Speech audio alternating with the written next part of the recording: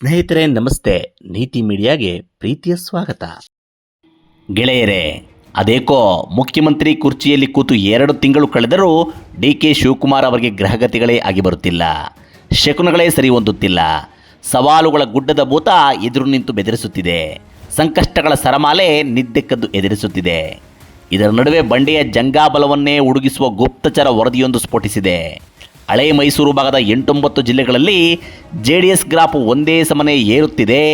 ಒಕ್ಕಲಿಗರ ಮತಕೋಟೆಗಳ ಮೇಲೆ ಮತ್ತೆ ದಳಪತಿಗಳ ಬಾವುಟ ಪಟಪಟಿಸುವ ವಾತಾವರಣ ನಿರ್ಮಾಣವಾಗುತ್ತಿದೆ ಎಂಬುದು ಒಂದು ಶಾಕಿಂಗ್ ಸಂಗತಿಯಾದರೆ, ಮತ್ತೊಂದು ಸಿದ್ದರಾಮಯ್ಯ ಅವರು ಚುನಾವಣಾ ರಾಜಕಾರಣದಿಂದ ನಿವೃತ್ತಿ ಘೋಷಿಸಿರುವುದು ಅಹಿಂದ ಮತಕೋಟೆಯಲ್ಲಿ ಕಂಪನ ಎಬ್ಬಿಸಿದೆ. ಇದು ರಾಜ್ಯದಲ್ಲಿ ಕಾಂಗ್ರೆಸ್ನ ಸಾಂಪ್ರದಾಯಿಕ ವೋಟ್ ಬ್ಯಾಂಕ್ ಕದಡುವ ಮುನ್ಸೂಚನೆ ಇದೆ ಎಂಬ ವರದಿ. ಈ 2 ಅಂಶಗಳು ಡಿ.ಕೆ. ಶಿವಕುಮಾರ್ ಅವರ ನಾಯಕತ್ವದ ಮೇಲೆ ಕಾರ್ಮೋಡಗಳು ಕವಿಯುವಂತೆ ಮಾಡಿವೆ. 2028ರ ವಿಧಾನಸಭಾ ಚುನಾವಣೆಯಲ್ಲಿ ಪಕ್ಷವನ್ನು ದಡ ಮುಟ್ಟಿಸಬೇಕಾದ ಹೊಣೆ ಹೊತ್ತಿರುವ ಬಂಡೆಯನ್ನು ಕಂಗಾಲು ಮಾಡಿವೆ. ಹೌದು, ಅಧಿಕಾರಕ್ಕೆ ಬಂದ ಬಂಡೆ ರಾಶಿ ಸವಾಲುಗಳ ಭಾರಕ್ಕೆ ಸೊರಗಿ ಹೋಗಿದ್ದಾರೆ. ಹೊರಬರಲಾಗದ ಚಕ್ರವ್ಯೂಹದಲ್ಲಿ ಸಿಲುಕಿಕೊಂಡಿದ್ದಾರೆ. ರಾಜ್ಯದಲ್ಲಿ ಗ್ರೇಟರ್ ಬೆಂಗಳೂರು ಅಥಾರಿಟಿಯಿಂದ ಹಿಡಿದು ವಿವಿಧ ಮಹಾನಗರ ಪಾಲಿಕೆ, ನಗರಸಭೆ, ಪುರಸಭೆಗಳವರೆಗೆ, ಜಿಲ್ಲಾ ತಾಲೂಕು ಪಂಚಾಯಿತಿಗಳಿಂದ ಹಿಡಿದು ಗ್ರಾಮ ಪಂಚಾಯಿತಿಗಳವರೆಗೆ ಎಲ್ಲೆಡೆಯೂ ಚುನಾವಣೆಗಳು ನಡೆಯದೆ ಅಧಿಕಾರಿಗಳ ದರ್ಬಾರ್ ಸಾಗುತ್ತಿದೆ. ಒಂದಿಲ್ಲೊಂದು ನೆಪದಲ್ಲಿ ಚುನಾವಣೆಗಳನ್ನು ನಡೆಸದೆ ಮುಂದಕ್ಕೆ ಹಾಕುತ್ತಿರುವುದು ಕಾರ್ಯಕರ್ತರು, ಮುಖಂಡರಲ್ಲಿ ಅಸಮಾಧಾನ ಮೂಡಿಸಿದೆ. ಇದರ ನಡುವೆ ನಾಡಿನಲ್ಲಿ ಬರಗಾಲ ಆವರಿಸಿರುವುದು ಜನರನ್ನು ಸಂಕಷ್ಟಕ್ಕೆ ತಳ್ಳಿದೆ. ಮತ್ತೊಂದು ಕಡೆ ಕಾವೇರಿ ಜಲವಿವಾದವೂ ಭುಗಿಲೆದ್ದಿದೆ.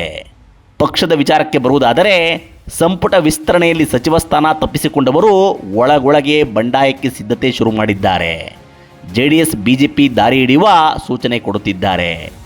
ಇಷ್ಟೆಲ್ಲ ಇಕ್ಕಟ್ಟುಗಳ ನಡುವೆ ಸರ್ಕಾರವನ್ನು ಮುನ್ನಡೆಸುತ್ತಾ ರಾಜ್ಯಭಾರ ಮಾಡಬೇಕಾದ DKಶಿಗೆ ಈಗ ಗುಪ್ತಚರ ವರದಿ ಶಾಕ್ ನೀಡಿದೆ. ಏನದು ಶಾಕ್? JDS ಹಳೆ ಮೈಸೂರು ಭಾಗದಲ್ಲಿ ಮತ್ತೆ ಪುಟಿದೇಳುವ ರಾಜಕೀಯ ಪರಿಸ್ಥಿತಿ ಉಂಟಾಗುತ್ತಿರುವುದು ಏಕೆ? ಸಿದ್ದರಾಮಯ್ಯ ಅವರು ಚುನಾವಣಾ ರಾಜಕೀಯದಿಂದ ಹಿಂದೆ ಸರಿಯುತ್ತಿರುವುದು ಕಾಂಗ್ರೆಸ್ ಪಕ್ಷಕ್ಕೆ ಡ್ಯಾಮೇಜ್ ಏಕೆ? ಇದೆಲ್ಲದರ ಪರಿಣಾಮ ಇನ್ನಾರು ತಿಂಗಳಲ್ಲಿ ಕಾಂಗ್ರೆಸ್ ತೊರೆಯಲು ಮಾನಸಿಕವಾಗಿ ಸಜ್ಜಾಗುತ್ತಿರುವ ಘಟಾನುಘಟಿ ನಾಯಕರು ಯಾರು? ಈ ಎಲ್ಲ ಪ್ರಶ್ನೆಗಳಿಗೆ ನೇರವಾಗಿ ಉತ್ತರಿಸುತ್ತಾ ಹೋಗುತ್ತೇನೆ. ಕೊನೆಯವರೆಗೂ ಸ್ಕಿಪ್ ಮಾಡದೆ ವಿಡಿಯೋ ನೋಡಿ. ಅದಕ್ಕೂ ಮುನ್ನ ತಮ್ಮಲ್ಲೊಂದು ಮನವಿ, ನೀವು ನೀತಿ ಮೀಡಿಯಾ ಚಾನಲ್ ಸಬ್ಸ್ಕ್ರೈಬ್ ಮಾಡಿಲ್ಲದಿದ್ದರೆ ಈಗಲೇ ಮಾಡಿ, ನಮ್ಮನ್ನು ಬೆಂಬಲಿಸಿ, ಪ್ರೋತ್ಸಾಹಿಸಿ.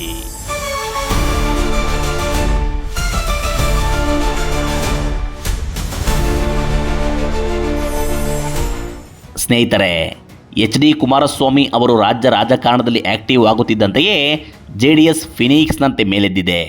ತೆನೆ ಪಕ್ಷದ ಕಾರ್ಯಕರ್ತರಲ್ಲಿ ಹೊಸ ಉತ್ಸಾಹ ಗೋಚರವಾಗುತ್ತಿದೆ. ದಳಪತಿಗಳ ಬಿಡದಿ ಹೋರಾಟಕ್ಕೆ DKಶಿ ಮಣಿದ ನಂತರವಂತೂ ಕಾಂಗ್ರೆಸ್ ಪಕ್ಷಕ್ಕೆ ನೇರ ಎದುರೇಟು ಕೊಡುವ ಶಕ್ತಿ ಇರುವುದು JDSಗೆ ಮಾತ್ರ ಎಂಬ ಭಾವನೆ ಜನರಲ್ಲಿ ಮೂಡಿದೆ. HD ದೇವೇಗೌಡರ ಪತ್ನಿ ಚೆನ್ನಮ್ಮನವರ ನಿಧನಕ್ಕೆ ಇಡೀ ಹಳೆ ಮೈಸೂರು ಪ್ರಾಂತ್ಯದ ಒಕ್ಕಲಿಗ ಸಮುದಾಯ ಮಿಡಿದ ಕಂಬನಿ ಇದೆಯಲ್ಲ, ಇದು ದೇವೇಗೌಡರ ಕುಟುಂಬದ ಬಗ್ಗೆ ಆ ಸಮಾಜ ಹೊಂದಿರುವ ಭಾವನಾತ್ಮಕ ನಂಟನ್ನು ತೆರೆದಿಟ್ಟಿದೆ. ಸಾವಿನಲ್ಲಿ ರಾಜಕೀಯ ಹುಡುಕಬಾರದು ಎನ್ನುವ ಮಾತಿದೆ.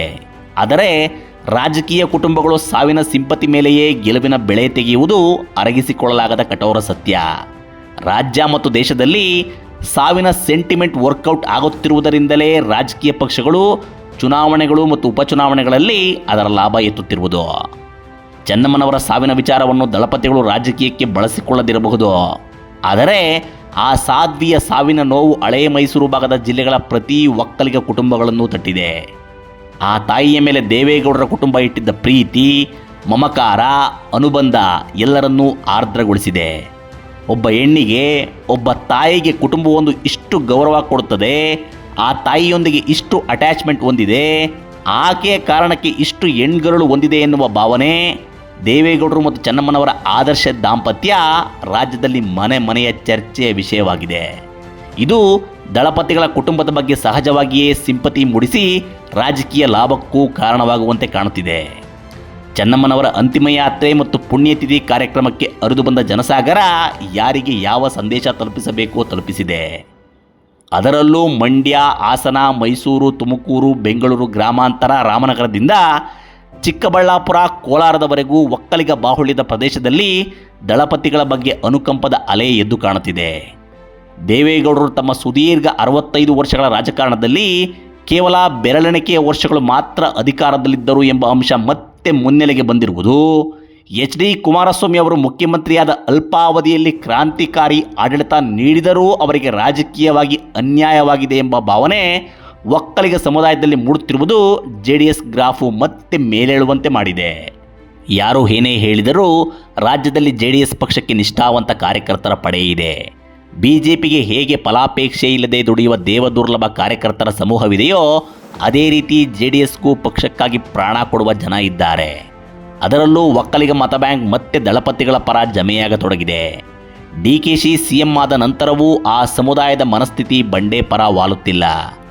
ರಾಮನಗರ, ಬೆಂಗಳೂರಿನಾಚೆಗಿನ ಸ್ವಸಮುದಾಯವನ್ನು ಭಾವನಾತ್ಮಕವಾಗಿ ಹಿಡಿದಿಟ್ಟುಕೊಳ್ಳುವ, ಅವರೊಂದಿಗೆ ಸಂಪರ್ಕ ಸಂವಹನ ಸ್ಥಾಪಿಸಿಕೊಳ್ಳದಿರುವುದೇ DKC ತಮ್ಮ ಸಮುದಾಯದೊಳಗೆ ಬಲಾಢ್ಯವಾಗಿ ಬೆಳೆಯಲಾಗದಂತೆ ಮಾಡಿದೆಯಾ, ಅಥವಾ DKC ವ್ಯಾವಹಾರಿಕ ದೃಷ್ಟಿಕೋನವೇ ಅವರನ್ನು ಬೆಂಗಳೂರಿಗೆ ಅಂಟಿಕೊಂಡು ಕೂರುವಂತೆ ಮಾಡಿದೆಯಾ ಗೊತ್ತಿಲ್ಲ. ಆದರೆ ದೇವೇಗೌಡರ ಕುಟುಂಬವನ್ನು ಬದಿಗಿಟ್ಟು ಕಳೆದ ವಿಧಾನಸಭಾ ಚುನಾವಣೆಯಲ್ಲಿ DKC ಕಾರಣಕ್ಕೆ ಕಾಂಗ್ರೆಸ್ ಬೆಂಬಲಿಸಿದ್ದ ಒಕ್ಕಲಿಗರು ನಿರಾಶೆಗೊಂಡು ಮತ್ತೆ ರಿವರ್ಸ್ ಗೇರ್ ಹಾಕಿರುವುದಂತೂ ಸ್ಪಷ್ಟ. ಹೀಗಾಗಿ ಹಳೆ ಮೈಸೂರು ಅಖಾಡದ ರಾಜಕೀಯ ಚಿತ್ರಣವೇ ಬದಲಾಗಿ ಹೋಗಿದೆ. JDS ವರ್ಚಸ್ಸು ಬೆಳೆಯತೊಡಗಿದೆ ಎಂಬ ಗುಪ್ತಚರ ವರದಿ DKCಗೆ ತಲುಪುತ್ತಿದೆ. ಇನ್ನೊಂದು ವರ್ಷದಲ್ಲಿ ಚುನಾವಣೆಗೆ ಸಿದ್ಧತೆ ಆರಂಭಿಸಬೇಕಿರುವ ಬಂಡೆಗೆ ಇದು ಶಾಕ್ ತಂದಿದೆ.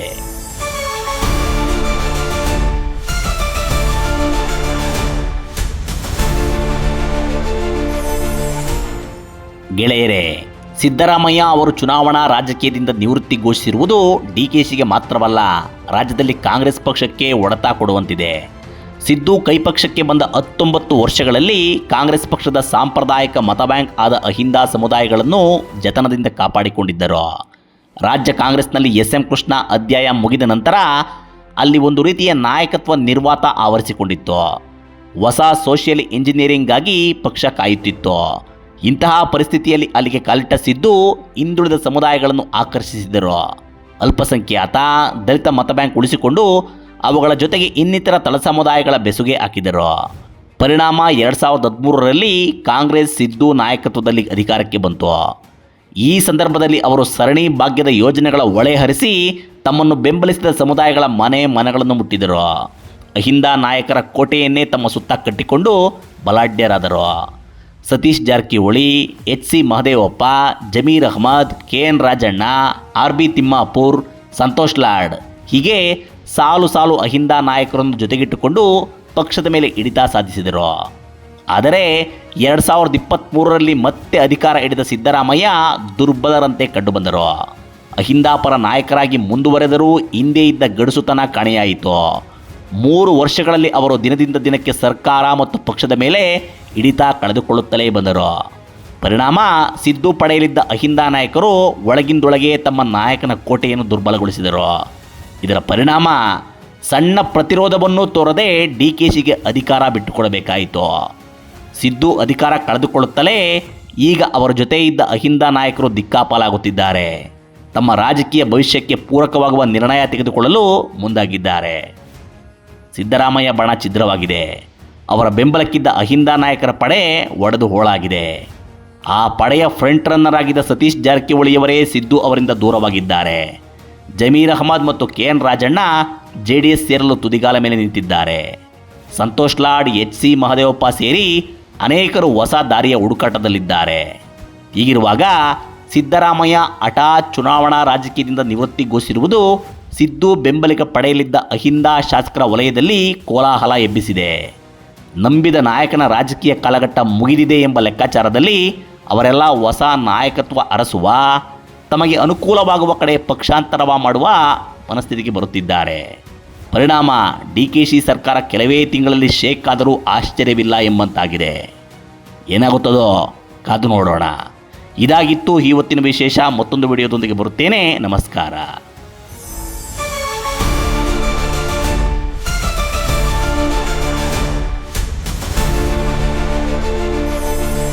ನಿರಂತರ ವಿಡಿಯೋಗಳಿಗಾಗಿ ನೀತಿ ಮೀಡಿಯಾ ಯೂಟ್ಯೂಬ್ ಚಾನೆಲ್ ಸಬ್ಸ್ಕ್ರೈಬ್ ಮಾಡಿ. ಹೊಸ ವಿಡಿಯೋಗಳ ಅಪ್ಡೇಟ್ಗಾಗಿ ಬೆಲ್ ಐಕಾನ್ ಕ್ಲಿಕ್ ಮಾಡಿ. ನಿಮಗೆ ಇಷ್ಟವಾಗಿರೋ ಈ ವಿಡಿಯೋ ಶೇರ್ ಮಾಡಿ, ಕಮೆಂಟ್ ಮಾಡೋದು ಮರಿಬೇಡಿ.